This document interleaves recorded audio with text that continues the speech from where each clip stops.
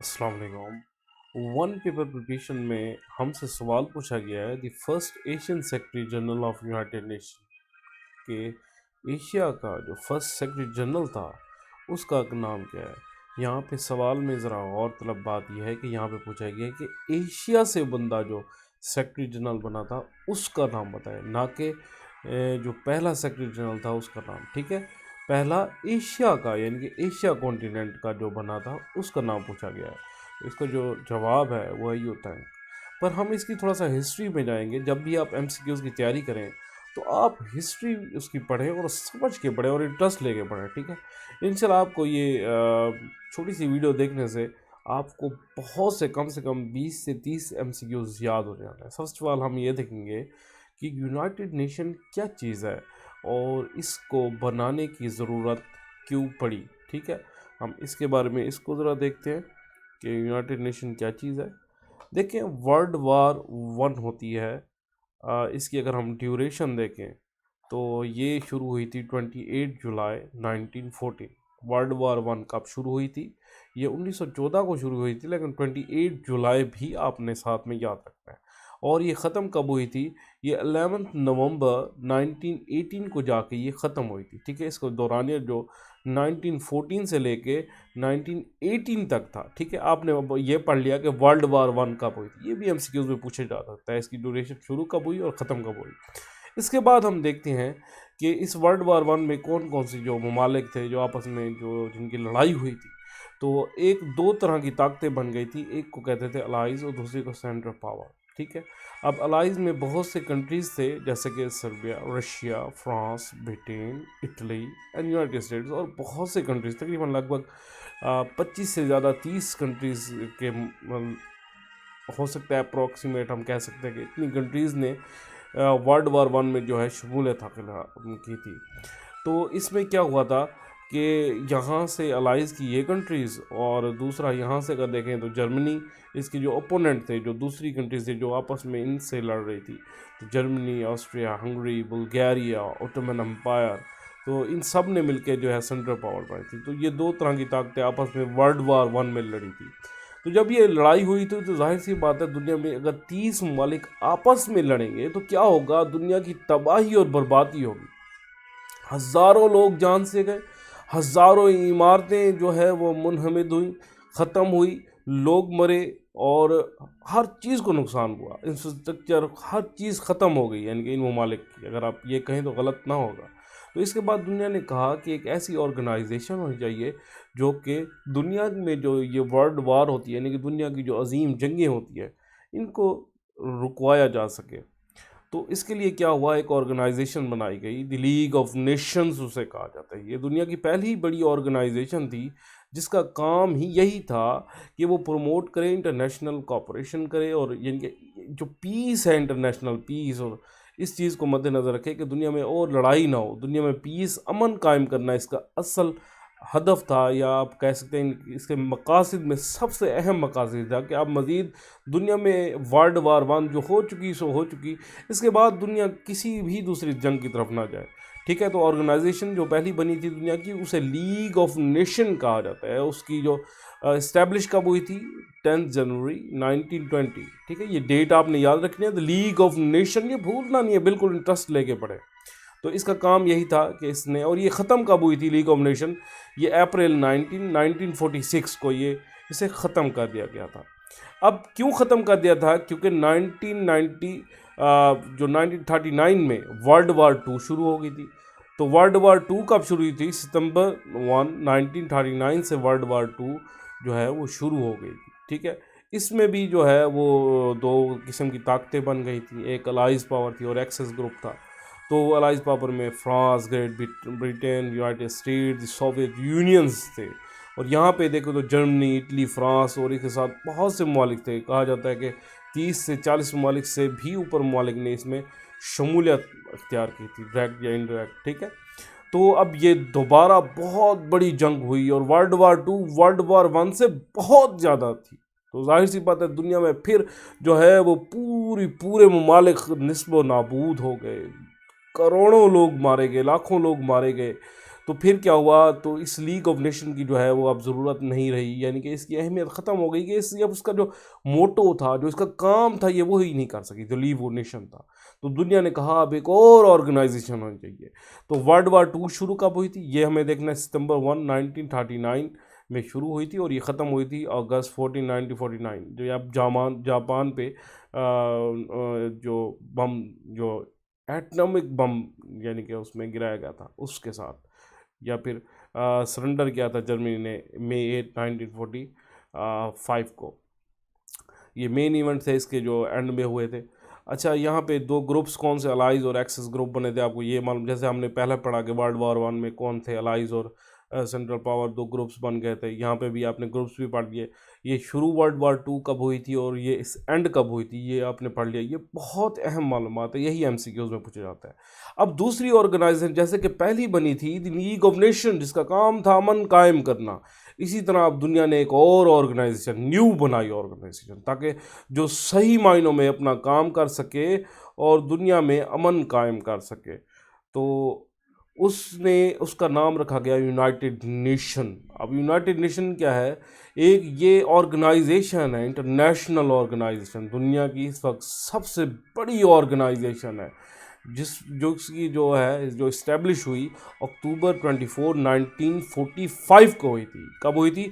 अक्टूबर 24 1945 को हुई थी, और सैन फ्रांसिस्को कैलिफोर्निया में, यूनाइटेड स्टेट में। और इसके अब मेंबर दुनिया में 193 कंट्रीज इसकी मेंबर्स हैं, यानी कि इस लीग की मेंबर्स हैं। क्यों इतनी ज़्यादा कंट्रीज मेंबर्स हैं कि कोई भी नहीं चाहता जंग को, हर कंट्री चाहता है, क्या मानो, हर कंट्री चाहता है कि दुनिया में जो है वो मज़ीद तबाही ना हो, क्योंकि जब तबाही होती है किसी का कुछ नहीं बचता। तो कोई ऐसी बड़ी अजीम जंग मज़ीद वर्ल्ड वार 3 ना हो, ये इसलिए ऑर्गेनाइजेशन। तो आपने ये पढ़ा कि हमने अब वो, हम सवाल की तरफ दोबारा बाद में जाएंगे। हमें अब ये मालूम हो गया कि वर्ल्ड वार 1 हुई तब एक ऑर्गेनाइजेशन बनाई गई जिसका नाम है लीग ऑफ नेशन। वो कब बनाई, वो कब ख़त्म हुई, हमने ये डेटें पढ़ी। वर्ल्ड वार 1 कब शुरू हुई, कब ख़त्म हुई, ये डेट्स पढ़ी।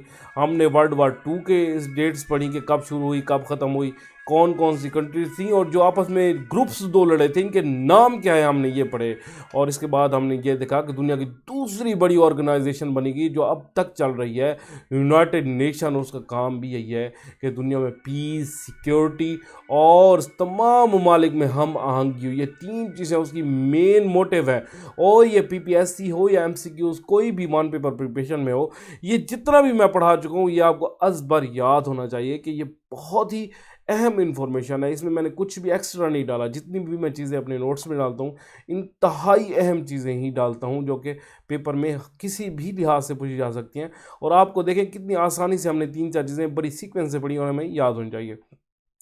अब यूनाइटेड नेशन हो गई, और हमने जो सवाल आया था पीपीएससी में वन पेपर में, वो था कि यूनाइटेड नेशन के जो अब हम इसके बारे में मज़ीद पढ़ते हैं कि देखिए अब ये ऑर्गेनाइजेशन है यूनाइटेड नेशन, ठीक है। अब इसके भी 6-7 ऑर्गन बन गए मज़ीद, ठीक है। मज़ीद इसको बहुत से हिस्सों में डिवाइड किया गया है इस ऑर्गेनाइजेशन के, यानी कि सब ऑर्गन बनाए गए हैं ताकि हर काम को मज़ीद बेहतर किया जा सके। जैसे कि इसकी जनरल असम्बली है, तो जो जनरल असम्बली होगी उसमें क्या होगा, 193 कंट्रीज़ के ममालिक के नुमाइंदे बैठे होंगे। कोई नया कानून बनाना होगा, किसी कानून में कोई रद्दोबदल करना होगा, कोई न्यू बात होगी, कोई दुनिया में न्यू कोई इशू होगा, तो वो जनरल असम्बली में जो उसके बारे में डिबेट होगी, वोटिंग होगी। तो दुनिया की ये 193 ममालिक उसमें हिस्सा लेंगे, ठीक है।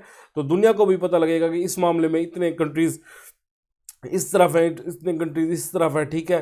तो ये जनरल, इसके बाद सिक्योरिटी काउंसिल क्या होती है, वो दुनिया में देखते हैं कि कोई ऐसा बड़ा इशू तो नहीं उठ रहा जिसमें कोई दुनिया को सिक्योरिटी का इशू हो कि कोई ममालिक आपस में लड़ पड़े।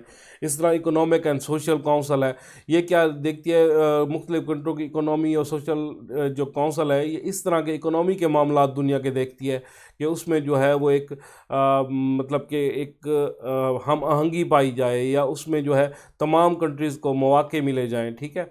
अच्छा, इसके बाद दी सेक्रेटेरिएट भी इसका होता है, ठीक है। इसके बाद इंटरनेशनल कोर्ट ऑफ जस्टिस भी इसने इसकी एक ऑर्गन है। उसमें क्या होता है, मुख्तलिफ ममालिक को किसी केस में कोई इशू हो गया, मतलब दो, जैसे कि हमारा और इंडिया का किसी एक मामले में, जैसे कि अभी इंडिया का एक हमने जासूस पकड़ा था तो इंडिया उसका case international court of justice में ले गया था। अगर किसी ममालिक को लगे कि हमारे साथ हमारे किसी मामले में दूसरा ममालिक हमारे साथ ज़्यादती कर रहा है, आलमी कवानीन जो बने हैं तो उसके उसके बरक्स काम कर रहा है या कुछ ऐसा हो, तो वो लेके जा सकता है इंटरनेशनल कोर्ट ऑफ जस्टिस में।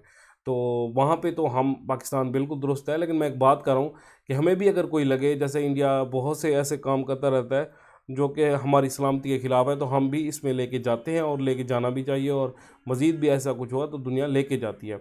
अच्छा, फिर है ट्रस्टीशिप काउंसिल। यहाँ पे भी जो न्यू मेंबर बनना चाहे यहाँ पे दरख्वास्त भी दे सकते हैं।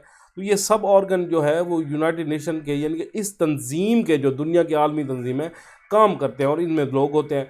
अब इसी जनरल असम्बली में जो है वो एक होता है, इसका एक जो ऐसा समझा जाए जो इसका तमाम चीज़ों को संभालने वाला होता है। मतलब हम उसे कह सकते हैं चीफ एडमिनिस्ट्रेटर ऑफिसर, हम उसे कह सकते हैं कि सेक्रेटरी जनरल को।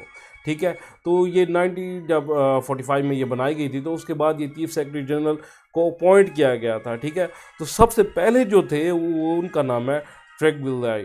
तो ट्रेगविलाई जो थे वो नॉर्वे के थे। अब हमसे ये पूछा जाता है अक्सर, देखिए इसमें भी बहुत से एमसीक्यूज पूछे जाते हैं। आपसे ये पूछा जा सकता है कि जो जनरल सेक्रेटरी है वो सबसे पहला कौन सा था।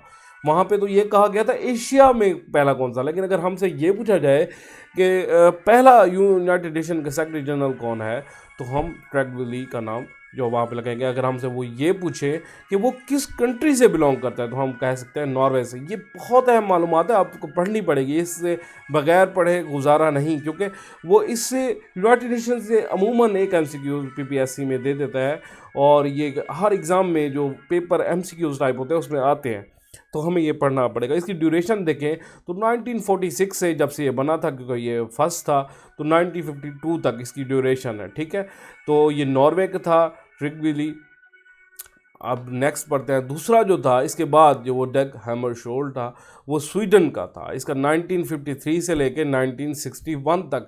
ये ऐसा बंदा था जिसकी जो वफ़ात हुई वो एक प्लेन क्रैश में हुई, और ये अपने मरते दम तक ये आप कह सकते हैं सेक्रेटरी जनरल। अगर कोई हमसे पूछा जाए कि वो कौन सा यूनाइटेड नेशन का सेक्रेटरी जनरल है जिसकी प्लेन क्रैश में जो है वो मौत हुई, तो हम कह सकते हैं डग हैमरशोल्ड। ठीक है, तो हमें इसका मालूम होते थे। इसकी ये स्वीडन से था। कहाँ से था, हमसे पूछा जाए कि जो प्लेन क्रैश में वफात पाई थी, जिसने जो मरा था सेक्रेटरी जनरल यूएन का, तो वो किस कंट्री से बिलोंग करता है, तो हम कह सकते हैं कि वो स्वीडन से बिलोंग करता है। ठीक है, तो इसके बाद इसकी ड्यूरेशन 1953 से 1961 है।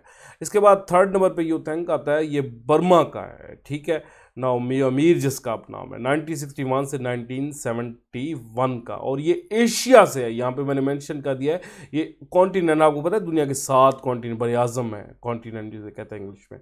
तो ये एशिया से पहला बंदा था यूथैंक, जिसको चुना गया as a secretary general of united nation. ठीक है, इसके बाद चौथे नंबर पे कुल्त वल्दहीम था, वो ऑस्ट्रिया का था। 1972 से 1981 तक इस बंदे को जो है वो ये रह चुका है।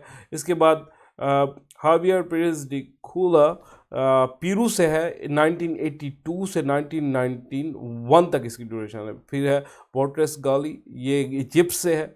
ठीक है, अब इसकी ड्यूरेशन देखा जाए 1992 से 1996 तक है। ठीक है, पोर्ट्रेस गाली इसका नाम है। तो ये इजिप्ट से है। इजिप्ट से आपको ये पूछा जा सकता है इजिप्ट से कौन सा है जो सेक्रेटरी जनरल है। इसके बाद कोफी अन्नान है, ये गाना से है, 1997 से 2006 तक ये रह चुका है। इसके बाद बन की मून है, जो कि रिपब्लिक ऑफ कोरिया से बिलोंग करता है, 2017 से लेके 2006। और इसके बाद आखिर में जो अब इस वक्त मौजूदा है उसका नाम एंटोनियो गुटरेस है। ये पोर्टुगल से है, 2017 से, ये जनवरी 2017 से इसे अपॉइंट किया गया है, और ये अब तक ये एंटोनियो गुटरेस जो है ये सेक्रेटरी जनरल है। इस वक्त भी मौजूदा, हमें करंट सेक्रेटरी जनरल भी पूछा जाता है तो उसमें एंटोनियो गुटरेस है। ठीक है, अब हमने पढ़ा कि वर्ल्ड वार 1 हुई। अगर हम इसे समराइज़ करें तो वर्ल्ड वार 1 हुई, उसके बदले हमने क्या कहा, ऑर्गेनाइजेशन बनी लीग ऑफ नेशन। हमने कहा कि ये अमन कायम करेगी, वो नाकाम हुई तो वर्ल्ड वार 2 हो गई। अब वर्ल्ड वार 2 हो गई तो हमने दोबारा कहा कि हम एक और ऑर्गेनाइजेशन बनेंगे, उसका हमने नाम यूनाइटेड नेशन रखा। और हमने इन सब की डेट्स पढ़ी और इसके बाद हमने पढ़ा कि यूनाइटेड नेशन जो ऑर्गेनाइजेशन है उसने मज़ीद अपने आप को जो है मुख्तलिफ ऑर्गन जिस अपने छोटे छोटे बना लिए ताकि हर काम को अच्छे तरीके से किया जाए। सेक्रेटरी असम्बल जनरल असम्बली बना दी, उसमें तमाम कंट्री के नुमाइंदे जाके बैठते हैं, वोटिंग करते हैं मुख्तलिफ मामला। सिक्योरिटी काउंसिल बना दी जो कि तमाम कंट्रीज़ की सिक्योरिटी को देखती है कि कोई सिक्योरिटीज़ के इशू तो नहीं है। इकोनॉमिक और सोशल काउंसिल बना दी जो तमाम कंट्रीज़ के इकोनॉमिक और सोशल काउंसिल को देखती है। सेक्रेटरीट बना दिया, इंटरनेशनल कोर्ट ऑफ जस्टिस बना दिया ताकि कोई मामला अगर मुख्तलिफ ममालिक में हो तो वहाँ ये लेके आ सके। ट्रस्टी काउंसिल बना दिया, कोई नया मेंबर बनना चाहे तो इसमें अपनी दरख्वास्त दे सकता है।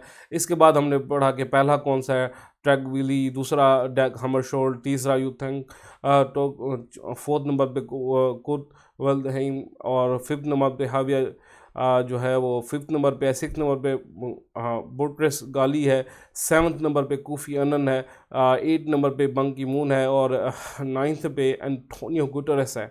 ठीक है, हमने ये तमाम पढ़े कि ये इसके सेक्रेटरी जनरल है जो कि इसके चीफ एडमिनिस्ट्रेटर, इस ऑर्गेनाइजेशन को चलाने के लिए एक उसका ऐसा समझ लें कि सबसे बड़ा बंदा जो उसका तमाम एडमिनिस्ट्रेटिव काम जो देखता है, जो जैसे कि फॉर सेक ऑफ आर्गुमेंट अगर कोई ऐसा इशू है जो उसको मालूम होता है कि किसी किसी कंट्री की सिक्योरिटी को इशू है तो वो फ़ौरन क्या करेगा, ये जो चीफ ऑर्गेनाइज एडमिनिस्ट्रेटर ऑफिसर है सेक्रेटरी जनरल, ये जाके सिक्योरिटी काउंसिल को बताएगा कि ये वहाँ पे जाके इशू उठा सकता है। मतलब इसकी बहुत सी रिस्पॉन्सिबिलिटीज़ होती है और बहुत ही अहम होता होता है ये दुनिया में। ठीक है, तो इसलिए हमने इन नाइन्थ नंबर से 1 से लेकर 9 इन सब के नाम याद करने और ये किस कंट्री से है। अभी जो है एंटोनियो गुटेरेस है प्रेजेंट के, ये पोर्टुगल से है, 2017 से ये अपॉइंट है। ठीक है, तो हमने जो MCQs पढ़ा था, ठीक है, मैंने मेरे नोट्स में भी यहाँ पे सब मेंशन है। तो फर्स्ट एशिया सेक्रेटरी जनरल जो एशिया से था वो हमने यहाँ पे जैसे नोट्स में भी हमने लिखा हुआ है, थर्ड नंबर पर वो तीसरा था यूथेंग। ठीक है, तो इसमें जो राइट आंसर सी है, यहाँ पे मैंने लिस्ट में मज़ीद यहाँ पे मेंशन कर दिया है। और अब आपको अपने हमने 3-4 टॉपिक कवर कर लिए एक MCQ से। आप इसी तरह पढ़ना चाहें तो आप व्हाट्सएप पर रब्ता कर सकते हैं। और इसके अलावा यूट्यूब पे फैज़ी पोर्टल चैनल है, यहाँ पे भी मुख्तलिफ मेरे वीडियोस लेक्चर मौजूद है। और इसके बाद मेरी वेबसाइट FAIZI पोर्टल faizyportal.com पे चले जाएं, यहाँ पे भी नोट्स भी और MCQs भी आपको मिल जाएंगे। आके आप MCQs मशक़ें करके अपनी तैयारी को बेहतर से बेहतर बना सकें। चलें, वस्सलाम, नेक्स्ट लेक्चर में मिलते हैं।